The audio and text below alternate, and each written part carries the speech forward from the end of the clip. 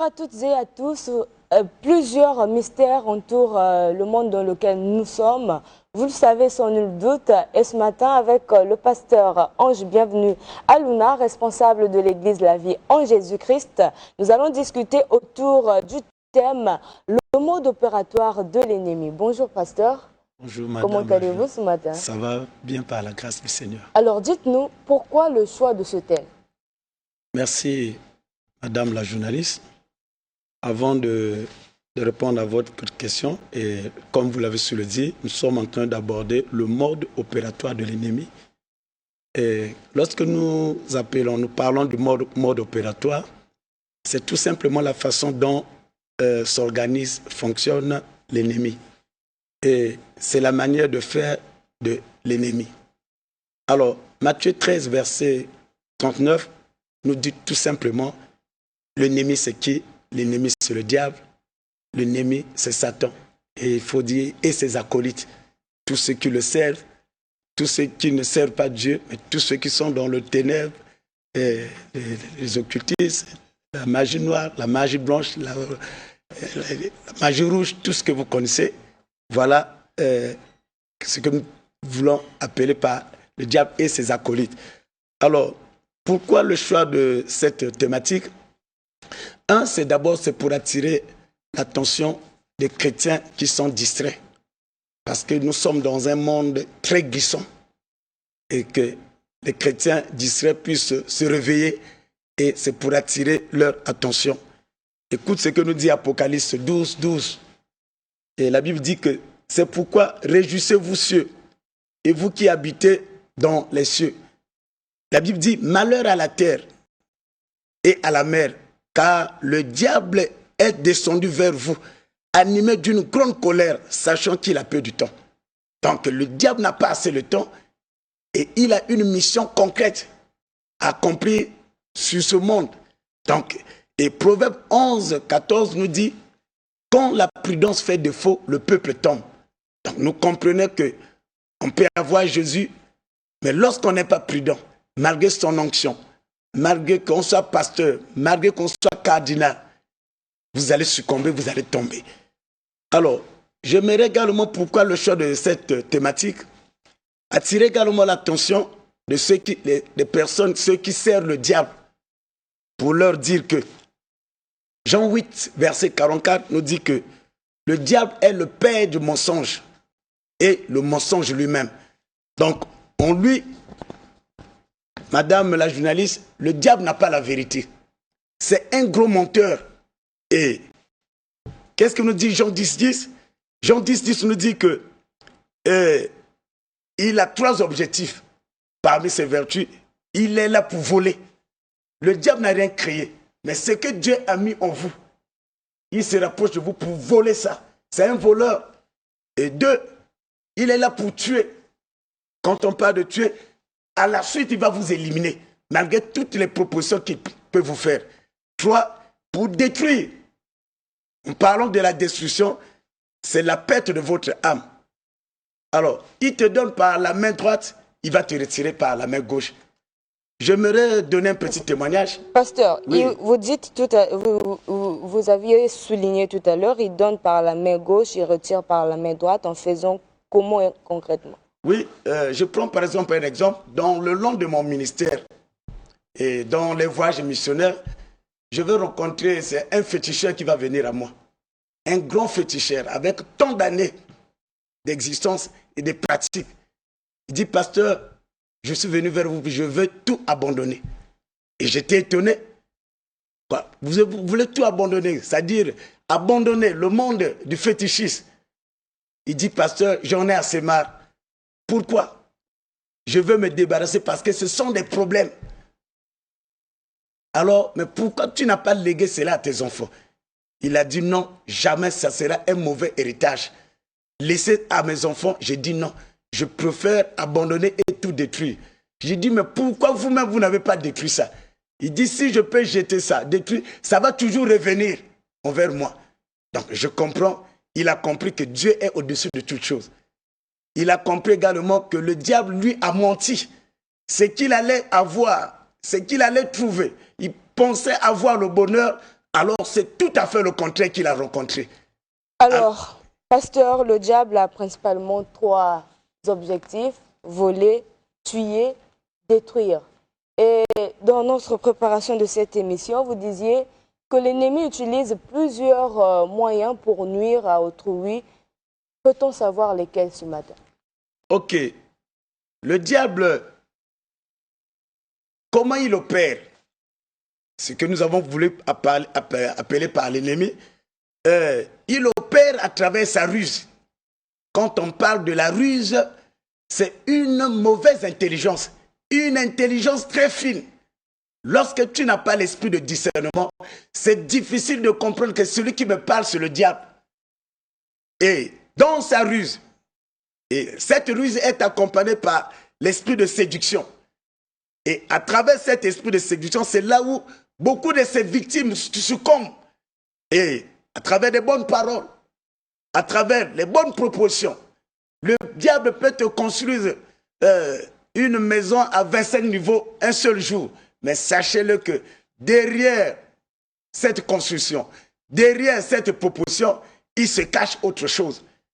Alors, donc, à travers la séduction, et n'oublie pas que quand on parle de la séduction est le fruit de la tentation. Et dans la tentation, il va vous égarer. Parce qu'une fois qu'on vous êtes séduit, et le diable vous fait égarer. Donc c'est la première des choses dans cet égarement, il vous rend aveugle. C'est le cas avec Bartimée.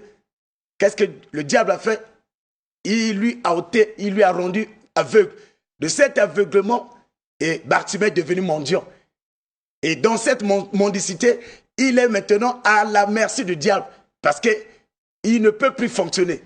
Alors, dans cet égarement, quand vous êtes aveugle, qu'est-ce qui va se passer, Madame Mireille? Parce que lorsque vous allez auprès du diable, lorsque vous faites alliance avec lui, lorsque vous signez une alliance avec lui, la première des choses, le diable vous aveugle.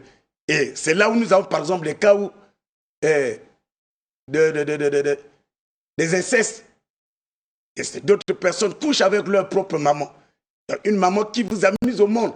Vous comprenez, c'est la transgression totale de la loi de Dieu. Et c'est la vie de péché dans la dimension supérieure. Parce qu'avec lui, dans cet aveuglement, là où il y a le mal, et de l'autre côté, c'est le bonheur. Donc, même sa propre nièce, même ses propres sœurs, et même sa propre fille, vous comprenez, en agissant ici, vous comprenez que c'est une personne qui est aveuglée. Pasteur, toujours en parlant du mode opératoire de l'ennemi, aujourd'hui la société encourage la polygamie. Qu'en est-il des hommes qui épousent 3 à 4 femmes, puisque vous aviez souligné que l'ennemi passe par la séduction? Est-ce une arme de l'ennemi, le fait d'épouser plusieurs femmes? Est-ce un moyen ou encore une manière opératoire du diable? Écoutez, madame, cette question, c'est une question tellement capitale, importante, mais qui fait brûler les lèvres. Nous avons un seul cœur. Et nul ne peut servir de 2 maîtres à la fois. Donc, en dehors que je sois pasteur, je vais me retrouver avec 2, 3. Qu'est-ce qui va se passer? Il y a une femme que je vais rejeter, il y a l'autre que je vais aimer beaucoup. En le faisant, alors, c'est anormal. Donc, dans cet aveuglement, c'est là où nous avons de tels agissements. Dans cet aveuglement, nous avons également, avec les mariages homosexuels. Et vous comprenez, quelqu'un qui se met devant le micro pour défendre, pour dire que je suis fier d'être homosexuel. Écoute, en agissant ici, on sait que Dieu qui a créé l'homme et la femme, si c'était le cas, Dieu ne devait pas créer la femme. Mais pasteur, la vie est un choix. La vie est un choix, ok. La vie est un choix, certes, madame la journaliste. Et c'est ce que nous avons voulu, on appelle ça le libre arbitre. Mais qu'est-ce qui va se passer? La vie est un choix, ok. La vie, il y a le libre arbitre.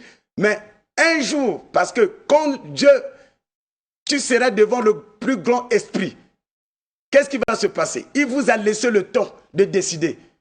Et donc, vous n'allez pas avoir le temps de vous excuser parce que on ne m'a pas prêché, parce que l'autre ne m'a pas emmené dans cette direction. Donc, tu prends la décision. Et quand le Seigneur va te frapper, le dernier jour, quand tu seras en face de lui, ça serait sans pitié parce que c'est ton propre choix. C'est là où il y a le libre arbitre. Alors, donc je disais que, écoute ce que nous dit Paul dans Romains 2, verset 19.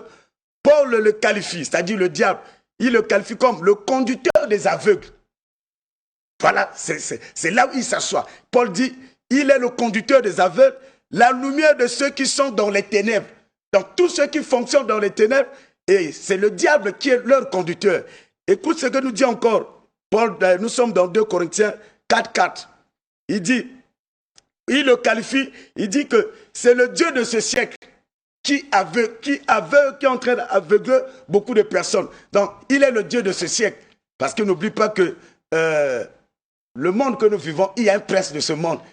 Et c'est là où beaucoup succombent à travers des propositions. Et il a eu même, si nous allons dans Matthieu 4, qu'est-ce qui s'est passé avec Jésus? La Bible dit que le tentateur s'est rapproché. Nous sommes au verset 3, Matthieu 4, 3. Le tentateur s'étant approché, lui dit, si tu es le Fils de Dieu, ordonne que ces pierres deviennent des pains. Donc ici, c'est la convoitise de la chair. Il dit, il lui ordonne de transformer des pierres en pain. Jésus, qu'est-ce que Jésus a dit? Il est écrit que l'homme ne vivra pas seulement du pain, de toute parole, mais de toute parole qui sort de la bouche de Dieu. Et il ne s'est pas arrêté par là, il continue. Écoute ce que nous dit encore, nous sommes dans le verset 5. Le diable le transporta dans la ville sainte, le plaça sur le haut du temple et lui dit, si tu es le Fils de Dieu, jette-toi en bas. Il continue à lui proposer. Et lorsque nous continuons encore, nous évoluons, et la Bible dit au verset 8, le diable le transporta encore sur une montagne très élevée et lui montra tous les royaumes de ce monde. Donc, il va lui proposer tous les royaumes. Et si tu m'adores, je te donne la puissance. Si tu m'adores, et tous ces royaumes vont venir à toi. Quelle proposition! Et ce sont des... Alors, heureusement que Jésus étant le second Adam, il avait la révélation, il était rempli de la présence de Dieu et il a dit non à l'ennemi. Et sinon, c'est le deuxième Adam qui serait succombé. Ok, pasteur, il y a tant de choses à dire à ce sujet. Tout à l'heure, je vous ai suivi attentivement. Vous aviez fait le choix de ce thème pour attirer l'attention des chrétiens. Et vous aviez également dit dans votre speech qu'il faut être prudent pour ne pas succomber à la tentation de l'ennemi. Alors, j'aimerais savoir comment est-ce que ceux qui nous suivent en ce moment peuvent garder ou encore doubler d'efforts, garder vigilance pour ne pas succomber à la tentation du diable?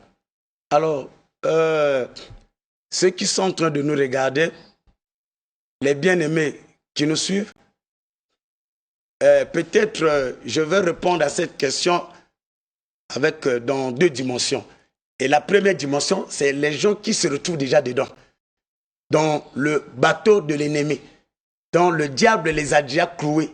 Alors, c'est possible d'abandonner ce navire, comme a fait ce féticheur dont je viens de témoigner, qui a reçu Christ et qui a été converti et qui a reçu son baptême. Et aujourd'hui, il vit une vie de paix. Alors donc, l'intéressé, qu'est-ce qu'il va se faire? Il doit recevoir Jésus-Christ comme Seigneur et Sauveur dans sa vie. Parce que tout ce que nous pouvons faire, sans Jésus, on ne peut rien faire. Sans Jésus, à travers la puissance du Saint-Esprit, on ne peut pas résister devant la tentation.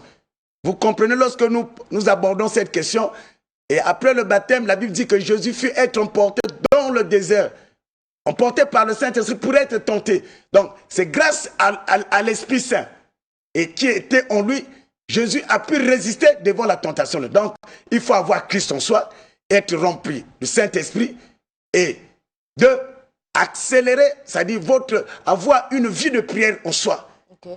Et marcher dans la crainte de Dieu. Et toutes ces choses, une fois nous avons abordé ce sujet, il peut arriver parce que il n'y a pas personne qui peut vivre sans péché. Mais une fois qu'on peut succomber, il faut vite se relever, traiter ce péché Vite se relever parce que nous sommes pratiquement à la fin de cet entretien. Est-ce que prendre conscience de son statut peut être aussi un moyen de sortir de l'emprise de l'ennemi? Exactement. Lorsqu'on prend sa conscience comme l'enfant prodigue qui a tout demandé à son père et donne mon héritage et je vais avoir mon indépendance. Mais lorsqu'il s'est retrouvé quelque part, il a compris que ce n'était pas encore le temps. Donc ça veut dire qu'il a repris sa conscience. En reprenant sa conscience, il a dit que j'ai de la place auprès de mon père. Donc lorsqu'on prend conscience, c'est une bonne chose. Et ça fait partie d'une délivrance. On appelle cette délivrance l'auto-délivrance. Une délivrance où on n'a pas besoin de dire au nom de Jésus, sors l'esprit. Mais toi-même, ta conscience étant revenue en place, tu prends la décision, ce qu'on appelle l'auto-délivrance. Et voilà un peu. Voilà, pasteur, j'aurais bien voulu vous garder encore pendant longtemps sur ce plateau. Et comment poursuivre les échanges avec vous en dehors de ce programme matinal? Ok, je suis au 00242 06 663 71 52. 00242 06 663 71 52. Et avec ce numéro, c'est le numéro de mon WhatsApp également. Et vous pouvez cliquer également Pasteur Ange Alouna dans Facebook et vous allez avoir ma page personnelle. Vous pouvez m'écrire et je vais vous répondre. Vous allez avoir aussi les coordonnées de l'église, comment l'église fonctionne, quels sont les jours de nos prières. Merci beaucoup, pasteur Ange. Bienvenue à Luna. Je rappelle que vous êtes responsable de l'église La Vie en Jésus-Christ. Merci d'être passé sur ce plateau et bon dimanche à vous. Merci beaucoup, à vous pareillement.